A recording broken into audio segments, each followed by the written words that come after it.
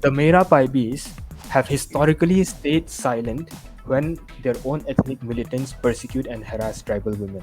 There is a deep intersectionality of marginality, ethnicity, class, and gender in any analysis of conflict, including women in Manipur.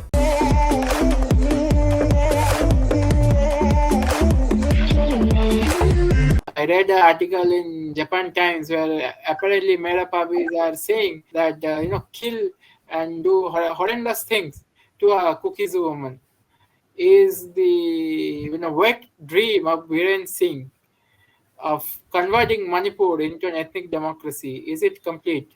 We are right now in a stage where they just need to flush out the minorities and tribals. Otherwise, that they are ready to usher in their version of zero hour. Your thoughts on that? See, it is not easy to simply classify women's groups in Manipur or the rest of Northeast India, as just feminist icons. The Mm, Mera Paibis were formed around 1977. They had mm, taken inspiration from the Nupilan, the Women's War of 1904 and 1939 against the British. And mm, the current organization of the Mera Paibis developed out of the Nisha Bandi movements against alcoholism in the early 1970s, right? Eventually, they took on a political organization, mobilization, and these women's groups have always been explicitly political.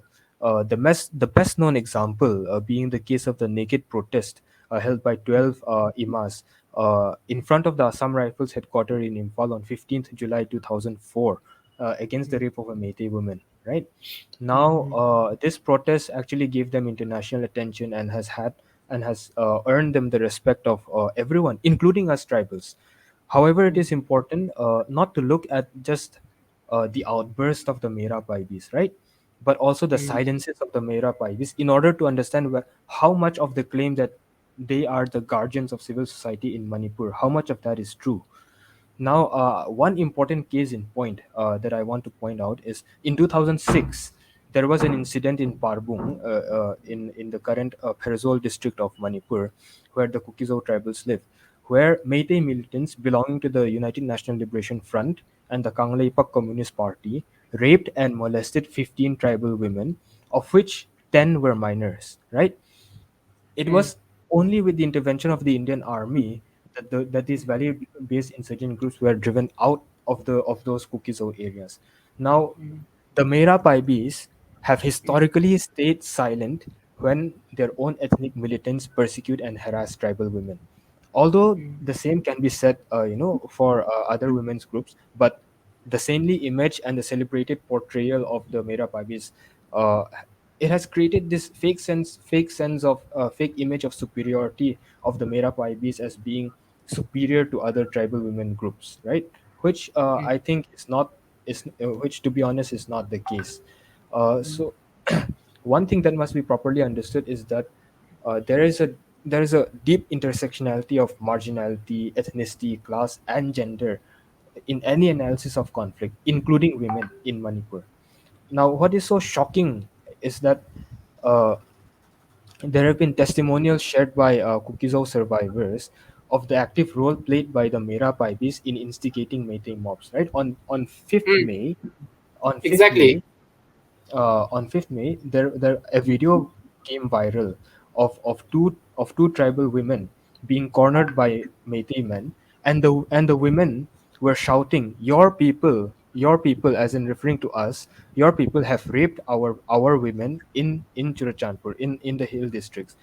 So now we will not spare you." Now that is what they were saying in the video, right? And we later found out that these two women, they did not survive the ordeal. They died, and their bodies were identified in a hospital in Nepal. Now that is the situation. However, now what I want to point out here is the claim that Meitei women were being raped in Churchandpur or the other hill districts, right? Uh, when the violence first broke out on 3rd May, a fake claim was being made that a Meitei nurse in Churachandpur had been raped and murdered by the Kukizo tribals. Now, this was fake news. It was the very next day, the father of the nurse announced on the state TV that this was fake news and that his daughter is alive and well and is continuing to work as a nurse, helping the injured in the hospital. However, by that time the damage was already done. That had already given justifications the the Meiteis to rape and attack the tribal women. Now, another claim was being made in which around 21 Meitei women were had been raped by the tribal men, and their bodies had been identified by postmortem in Shija Hospital.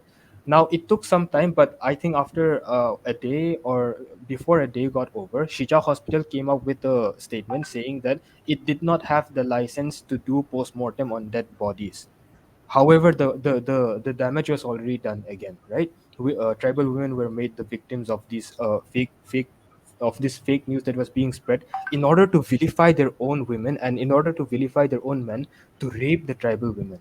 Now, I think in such instances, it is very hard to say that the Mera Paibis acted as the guardians of civil society, because they fell prey to the fake news that was being spread by radical fringe elements, and they actually were actively involved in the persecution of the tribals. Now, if you have listened to the survivor stories that have come out from the tribal people, one particular story covered by News Laundry tells of how her brother and her mother were killed right in front of her in Imphal, and while they were trying to escape, they were being blocked by the Mera Paibis.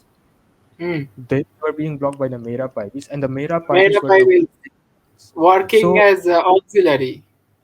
working as auxiliaries. So it is truly sad to hear of these. It is truly sad, and I do not exactly have words to express that, but uh, we would have expected the women, at least. Now, I know I'm being a little biased, but we would have expected our women to have had a little bit more of empathy and Mm. taken measures to protect uh, innocent people. So Yeah, yeah.